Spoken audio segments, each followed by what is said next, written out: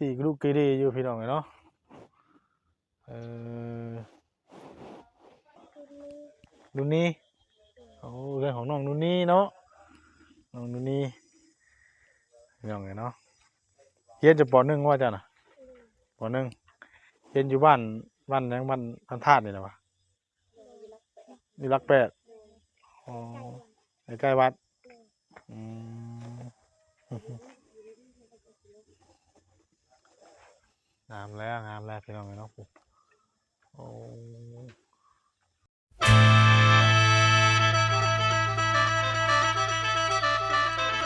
โดยพ่อแม่พี่น้องเนาะ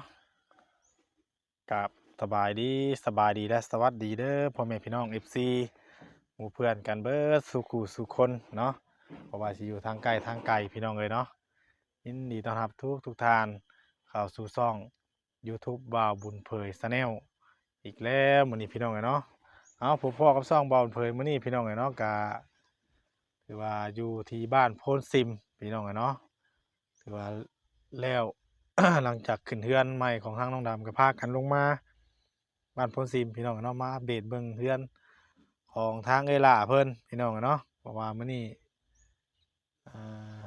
ทางสร้างเพิ่นก็พากันเข้าพาพี่น้องเอ้ยเนาะเข้าพาเฮือนเอ้ยล่าเพิ่นเนาะ หลังจากจบคลิปนี้เอ้ยล่าก็สิได้พากันไปวัดแน่แล้วก็ไปหาทางแม่อุตสาแน่พี่น้องเอ้ยเนาะมื้ออื่นเด้อพี่น้องเอ้ยเนาะก็สิพากันขึ้นไปหาทางน้องสายพลเนาะแล้วก็ทางอ่าน้องอาเวยเนาะพี่น้องน้องอาเวยเพราะว่า FC นี่ก็อ่าให้ไปติดตามหาน้องเพิ่นพี่น้องเนาะให้ไปเบิ่งทางบ่าวเผยกับบ่าวแซนก็ยังบ่ทันได้พากันไปถามไทยหรือว่าไปโอ้ล้มว่าเป็นจังไดมาจังใดเห็นแต่ในคลิปทั้งเขาบ่าวหล้าบ่าวพรเพิ่นเนาะว่าเพิ่นน่ะนอนอยู่เครืออยู่หยังจังซี่จังซั้นพี่น้องเอ้ยเนาะทางบ่าวเผยกับบ่าวแสนยังบ่ทันได้ไปสัมผัสด้วยตนเองหรือว่าตัวจริงเนาะพี่น้องเนาะว่าเป็นจังใดเนาะก็มื้ออื่นนี่แหละพี่น้องเอ้ยเนาะติดตามรับชมเบิ่งนำกันเด้อพี่น้องเอ้ยเนาะสิขึ้นไปหาน้องสายฝนพาไปหาน้องเพิ่นเนาะว่าน้องเพิ่นอยู่หม้องใดเนาะนอนในเครือจริงแท้บ่เนาะพี่น้องเนาะอันนี้ก็เป็นเคล็ดของทางเบาหล้าเพิ่นพี่น้องเอ้ยเนาะตอนนี้กำลังอ่าถือว่าสงสารทั้งน้องเพิ่นอยู่พี่น้องเอ้ยเนาะน้องผู้นั้นก็ได้น้องอาเวยก็ได้เนาะนอนได้จังใดพี่น้องเอ้ยเนาะอยู่ในปลูกในป่าแต่ว่าทางเขามื้อนี้น่ะสิคือเขาทางเบาหล้าบ่พรคือสิขึ้นไปหาอยู่แหละพี่น้องเอ้ยเนาะแต่น้องเพิ่นก็ยัง จักอยู่ในไสล่ะพี่น้องเอ้ยเนาะก็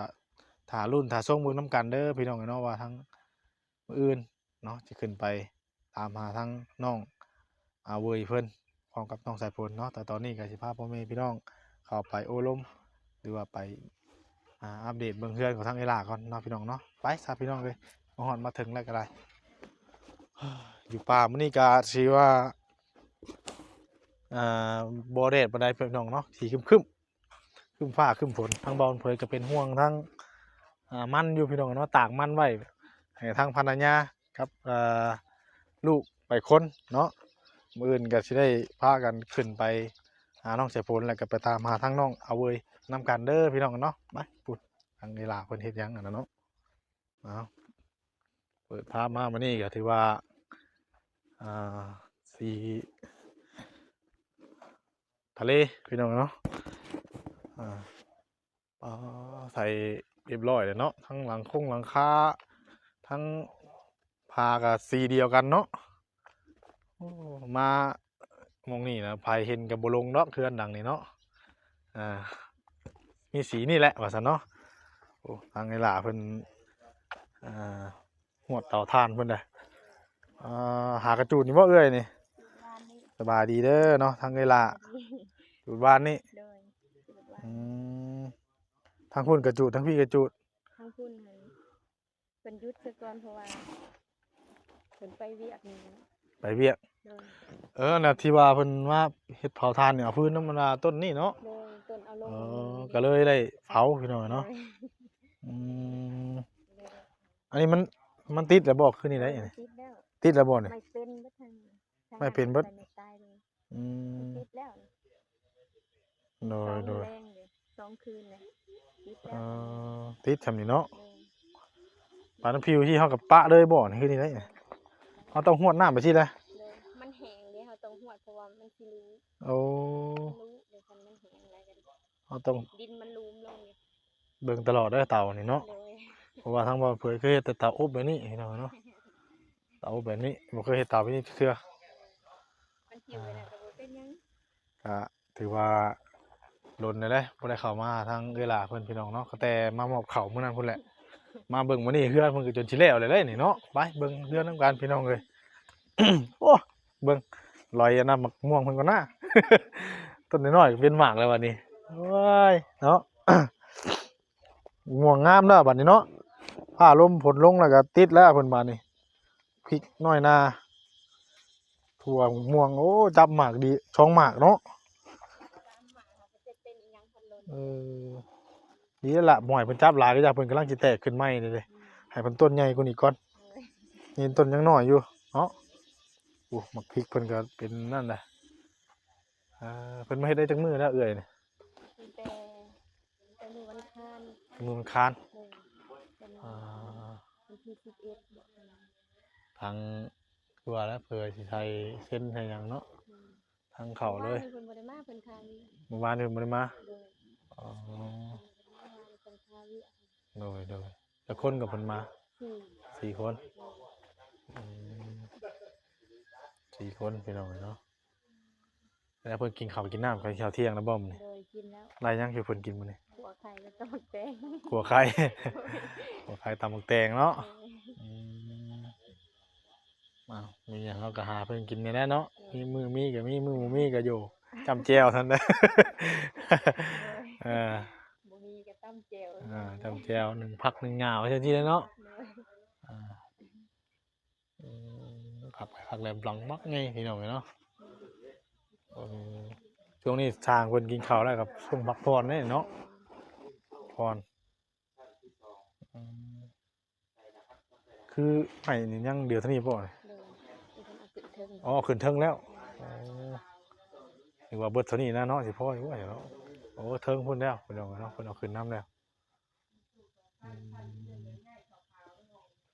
ไปเลาะเบิ่งก่อนพี่น้องเลยเผื่อเด้อ โดย ส่วนพักชวนหญ้าทั้งเวลาเพิ่นนี่บ่เด้อมีไม่ข้องกับบอลไปหาข้องกับบอลนี่บ่เนาะนี่พอแล้วมันต่อยต่ำใช่ไหมเองนี่จักจันกับห้องได้เนาะเดี๋ยวพักหญ้าเพิ่นก็จำกินพริกหมักพายนี่โอ้ดกเนาะพริกนี่นะ โดย โอ้แต่ละต้นนี่อืมนี่โอ้ยมะกกนี่แฮงงามบาดนี่แฮงคักอันนี้เนาะนี่สี่กระดูกเกเรอยู่พี่น้องเนาะเออ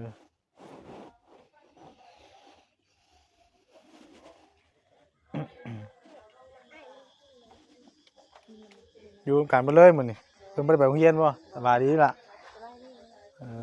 อบ่ได้เข้าโรงเรียนเพิ่นบ่ได้ไป ก่อ เอน มาเรียกว่า อ 4โมงก่อนมา ถือว่ามื้อนี้น่ะวันศุกร์เนาะ โดย อ๋อ เดี๋ยวเพิ่นก็ให้อยู่ซะก่อน อ่าฮะ ก่อนเรียก อ๋อได้กินยังหำน่ะนมบ่อ๋อ เพิ่นก็ให้ทุกคน อ้าวพี่น้องกันเนาะอัปเดตเบิ่งใหม่กันว่านี่เพิ่นก็มาได้เนาะตอกลูกติงเพิ่นนี่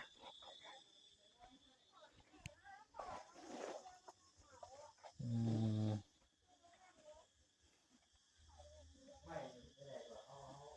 โอ้ข้างตารางก็ไม่งามดีได้พี่น้องกันเนาะ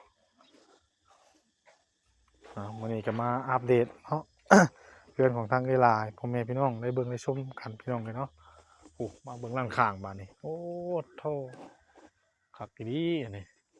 แจ่มเลยเนาะเพื่อนของทางเอลาเพื่อนของทางน้องชื่อเนี่ยก็ชื่อใดชื่อใดนุ่นนี่โอ้เพื่อนของน้องนุ่นนี่เนาะน้องนุ่นนี่พี่น้องกันเนาะเรียนจะป .1 ว่าจ้ะน่ะป .1 เรียนอยู่บ้านยังบ้านพันธาตุนี่แหละวะอยู่รักแปดอ๋อใกล้ๆวัดอืม งามแล้วงามแล้วพี่น้องเนาะโอ้หักหลายเบิ่งข้างล่างหลังบ้านเนี่ยแสดงว่าร้านค้านี่เพิ่นเข้าอ่าเรียบร้อยแล้วพี่น้องเนาะยังเหลือแต่ร้านหลังกับร้านหน้าโอ้ร้านหลังก็คือสิแล้วเด้เนาะนี่เด้งามเลยพี่น้องเนาะโอ้สร้างรถเฮ็ดให้คักได้ดีได้พี่น้องเนาะละเอียดเฮ็ดเขาเวลาเขาบ่ให้เขาตอกมันโอ้คักคือดีว่ะสุดยอดสุดยอดแจ๋วเลยเนาะเดี๋ยวเราจะขึ้นไปเบิ่งเทิงพี่น้องเนาะทางเทิงบ้านเนี่ยไอ้ทางเพิ่นกินข้าวแล้วก็พักผ่อนก่อนไอ้ร้านนี้เพิ่นก็โอ้โหเนี่ยแล้วมื้อนี้บ่จักทางเนาะ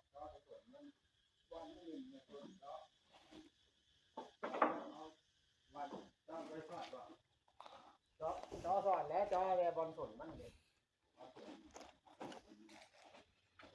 ถือว่างานเพิ่นเข้าหลายช่วงนี้ สบายดีได้เด้อเอ่อ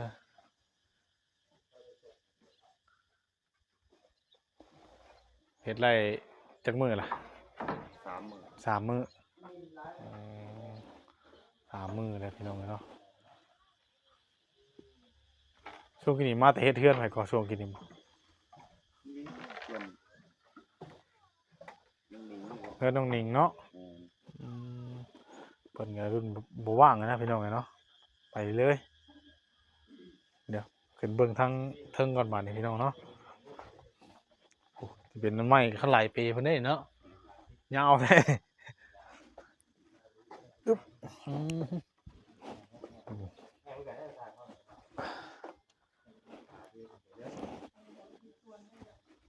อึ๊บโอ้โธ่เนาะอืมว่าเพิ่นยังอยู่เทิงพี่ใหม่เพิ่นเนาะสบายดีเด้อสบายดีเด้อเนาะไว้บ่จังหวะไวอยู่เจ้าบ่ได้มาต้องคอยจักมือว่าซั่น โอ้หลายอยู่ได้อล่ะตั้งแต่ ตั้งแต่มามอบข้าวพุ่นน่ะเนาะมามื้อนี้โดดจนสิแล้วแหละนี่อ่าเบิดหลังมีแต่สีอ่าเขาเรียกสีฟ้าขึ้นน้ำเงินน่ะนี่สีฟ้าเนาะสีทะเลเนาะทะเลอ่อนเนาะลองเหยียบปลั๊กไฟแน่เนาะ ไฟหัวหรือว่าไอ้กล่องของคิซานเทล อ่าเออโดยอืมมานี่บ่ได้ได้บัดเนาะมีบันไดเด้อเด้อ๋อทางเพิ่นพักเที่ยงแล้วก็มาพักผ่อนก่อนกินข้าวเลยเนาะสบายดีเด้อเนาะ4 คนเนาะอันนี้เพิ่นเพิ่นไม้เพิ่นตอกมาน้อยพุ่นพี่น้องเนาะเดี๋ยวเพิ่นสิกั้นห้องเลยจังโอ้แม่นเนาะตอกเป็นห่างเนาะอืมงามพี่น้องเอ้ยเนาะสีมือเพิ่นนี่ถือว่าโอเคแจ่มบ่มีหม่องติบ่มีหม่องหยังเลยเนาะแจ่มเลยพี่น้องเอ้ยเนาะนี่คือสร้างที่ว่าเชี่ยวชาญเนียนจิ๊บพี่น้องเอ้ยเนาะคักดีๆเพิ่นเฮ็ดนี่เนาะไม่เช่นไม่หยังโอ้คักๆถือว่าเพิ่นมีสีมือแล้วงานเพิ่นนี่บ่ได้ว่ามีขาดพี่น้องเอ้ยเนาะติดๆต่อๆไปนำก็บ่ทันแล้วบัดนี้อืมคักๆเรียบร้อยเนาะถือว่าเริ่มสิเป็นฝั่งเป็นพาแล้วทางไกลาเพิ่นก็ได้คือว่าสิได้มีเรือนมีศาลหลังใหม่อยู่เนาะพี่น้องเอ้ยเนาะดีใจนำเพิ่นแต่ว่าทางนี้เพิ่นสิเฮ็ดเป็นลูกติงเนาะลูกติงใช่บ่นี้สิแม่นแบบนี้พี่น้องเอ้ยเนาะมื้อนี้ก็มาอัปเดตให้พี่ให้น้องเบิ่งและชมนำกันหนาใหญ่คักดีบันไดเพิ่นเนาะโอ้ยกบคักก็ดีเข้ากันบัดยังเนาะ อ้อมขึ้นมานี่บันไดขึ้นมานี่บันไดขึ้นมานี่อ้อมมานี่มานี่โอ้แบบนี้เนาะฮะฝนตกเลยนี่ฝนหยาดปอกๆแป๊กๆเลยเออเนาะบ่แห้งมากฝนตกไปตามคุณมีสิพี่น้องเนาะโอ้ขึ้นมาเบิ่งบอลที่สูงรถพักดีเนาะพี่น้องเนาะบ่ครึมๆฝนตกใบไม้เขียวๆโอ้ทั้งลูกกับภรรยากับไปคนมันพี่น้องเนาะมันบ่ได้โอ้ยจักอยู่ไหนทั้งบ่อนเพิ่นก็บ่ได้ไปทั้งให้ทั้งลูกทั้งเมียไปเนาะอื่นก็สิบ่ได้ไปนำเพิ่นอีกยากคือเก่าขึ้นพุ่นอีกพี่น้องเนาะจักได้ใดเป็นห่วงทั้งนั้นแน่เพิ่นบอกเพิ่นก็ยันมันฝนตกห้ามมันแน่ทางภรรยาเพิ่นไปก็ทั้งเป็นผู้หญิงก็เฮ็ดคือบ่คักคือเฮาแน่เนาะไปลงข้างล่างก่อนบัดพี่น้องเอ้ยขึ้นมาแล้วก็ลงแล้วบัด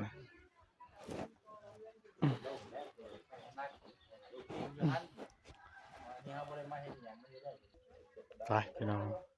ลงมาแล้ว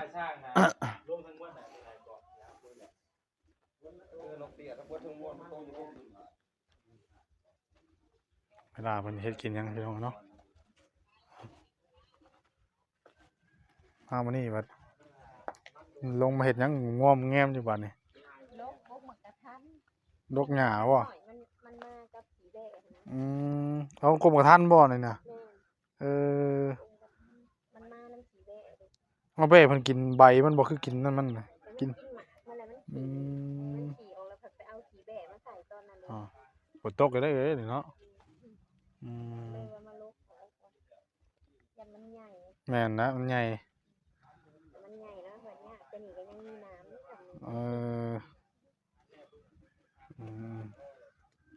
ำถือว่าไว้อยู่สร้างคนมาเฮ็ดเนาะ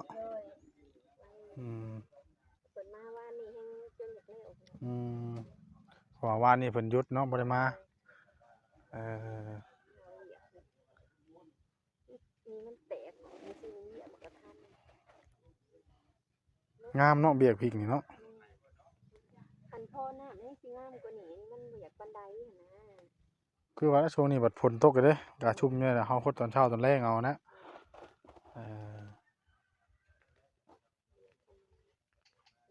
มันตายมันกระไรต้นมันแดดช่วงแดดนะเนาะ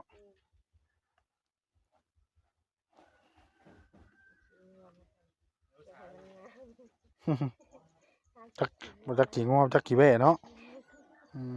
ผักบัวเพิ่นนี่เด้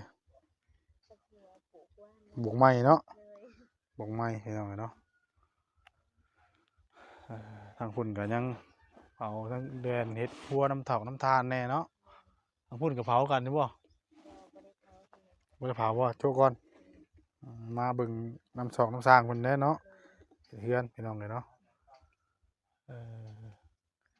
ทางอ้ายเพิ่นไปใช้ตัวไปเวียกเฮ็ดเวียกข้างนอกบ่เฮ็ดงานจังได๋บัดนี้ก่อสร้างบัดนี้โอ้เฮาบ่เลยก็ทำเฮาเฮ็ดได้เนาะเฮาเฮ็ดได้เฮ็ดไปพี่น้องเนาะถือว่าเมื่อยเลยก็คาดน้ำมันเลยไปเฮ็ดแต่ดาวผู้เดียวบ่ไปเฮ็ดนำกับเจ้าแต่ว่าเนาะไปผู้เดียวเลยโดยให้อันนั้นจ้างเขาไปเอาไม้ขึ้นให้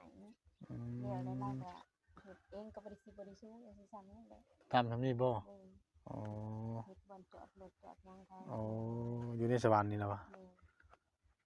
ก็ถือว่าถ้ามีงานก็ถือว่าโอเคเนาะเฮาเฮ็ดได้นิดๆน้อยๆพี่น้องเนาะก็สดซอยกันเข้าไปสูงเราก็บ่ได้โอ้เนาะมันสูงกับบ่กล้ากันได้พี่น้องเอ้ยก็ถือว่าแน่ทั้งนั้นแน่ทั้งนี้แน่แน่เนาะพอได้ซื้อข้าวซื้อน้ำพี่น้องเอ้ยเนาะ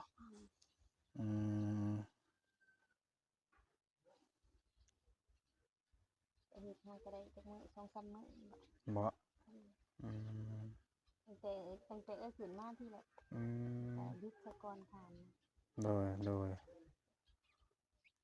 ถือว่าข้าวน้ำเฮาก็ยังอยู่แต่ว่ายังครึ่งนึงที่ว่ามาเมื่อให้มันนั่นนะก็ถือว่าโดนเติบอยู่ได้พี่น้องเนาะ โดนเติบอยู่เพิ่นก็คือว่าได้กินเนาะทั้งซอกทั้งสร้างมานี่แหละพี่น้องเอ้ยเนาะอ่าเอาสู้ๆหาเพิ่มเติมไปนั่นแหละพี่น้องเอ้ย โดย อ่าเพิ่นเมาครับเมาเลยบ่เอ่ยน่ะ ก็เมาก็คือบ่เมาจังซี่นะเพิ่นให้เฮ็ดแบบอันน่ะบ่อนจอดรถในเรือนเขาน่ะ อืม ก็บ่แม่นว่าเมาดอกเขาให้เฉพาะแต่เราเฮ็ดจังซี่นะ โดย คันเราไปได้ก็เราเฮ็ดคันเราไปบ่ได้ก็ปะไว้นั่นแหละ อ๋อให้เพิ่นก็บ่ได้พาวเนาะ โดย โอ้โดยไปเรื่อยๆเนาะ แล้วหยุดมานี่ก็จนสิเป็นปีเลย อืม ไปหลายเดือนแล้วตั้งแต่เราบ่สบายแฮงก็บ่ได้ไปแล้วไข้เดือนแล้วก็ไป มื้อนี้ก็ถือว่ามาอัปเดตเบิ่งเพื่อนของทางไอ้หล่าพี่น้องอะเนาะให้ FC ได้เบิ่งได้ชมเนาะแต่มาแต่มื้อเพิ่นมอบข้าวนี่ก็ค่ำแน่มื้อน่ะพี่น้องเนาะแล้วก็ตั้งแต่มื้อมาใหม่มาส่งมาชะล่าพุ่นแหละหลังจากมื้อนี้ก็สิได้ก็โดนเติบได้เพิ่นสิได้ลงมาอีกบัดนี้เนาะเพราะว่าเฮามีสิขึ้นไปทางพะลานก็หลายมื้อแล้วพี่น้องเอ้ยเนาะก็บ่ได้ค่อยลงมาทางนี้แน่เนาะถือว่ามาอัปเดตให้พี่น้อง FC ได้เบิ่งเนาะเอาก็ดีอกดีใจกับทางไอ้หล่าเด้อเนาะใกล้สิได้อ่าขึ้นอยู่เรือนใหม่แล้วพี่น้องเนาะบ่แม่นปีนี้กับปีหน้าเนาะ ถ้ามันแล้วพุ่นเด้อพี่น้องเอ้ยเนาะ ถือว่าปีนี้น่ะสิแล้วอยู่หรอกอ่าแต่ว่าเรื่องขึ้นนี่ก็จักว่าเอาละปีนี้ปีหน้าคือเว้าได้ฟังไปเรื่อยๆเนาะ เอาสู้ๆเรื่อยเด้อเนาะเป็นกำลังใจให้คือเก่าเนาะเอามื้อหน้ามื้อในก็สิมาเยี่ยมยามถามไทยใหม่เนาะมาอัปเดตให้พี่น้องได้เบิ่งได้ชมนํกันมื้อนี้พี่น้องเอ้ยทางเงินนี่ล่ะเพิ่นก็ทางสร้างรถเพิ่นก็มาเฮ็ดได้ 3-4 มื้อแล้วพุ่นน่ะเนาะเกินประมาณ 5-6มื้อเพิ่นก็ฮ้วยอยากปิดเบิดแล้วทางทางด้านหน้าด้านหยังนี่เนาะก็ถือว่าขนมกันหลายเพิ่นก็เฮ็ดเบิดเลยแล้วว่ะอ๋อเอาสำหรับเท่านี้แหละพี่น้องเอ้ยเนาะได้ขอตัวจบคลิปแล้วเนาะเอาสบายดีเรื่อยเด้อเนาะอยู่ดีมีแรงเนาะสู้ๆเนาะโดยสิมาอัปเดตเบิ่งเรื่อยๆพี่น้องเอ้ยเนาะบัดขาลงมาเพราะว่ามื้ออื่นก็ได้เดินทางขึ้นแล้วเอ้ยอืมขึ้นนอนพุ่นแน่แล้วก็มื้อ2มื้อก็ลงมาเนาะเพราะว่าทางนี้ก็มีงานกันพี่น้องเอ้ยเนาะไปเบิ่งก่อนพี่น้องเอ้ยบัดนี้เออ ไปพี่น้องเอ้ยเนาะเอาสำหรับคลิปนี้ก็จะได้ขอตัวจบคลิปตรงนี้แล้วพี่น้องเอ้ยเนาะผิดพลาดประการใดก็กราบขอโทษขออภัย FC พี่น้องเบิดทุกคู่ทุกคนเด้อเนาะเป็นของเวลาพี่น้องเอ้ย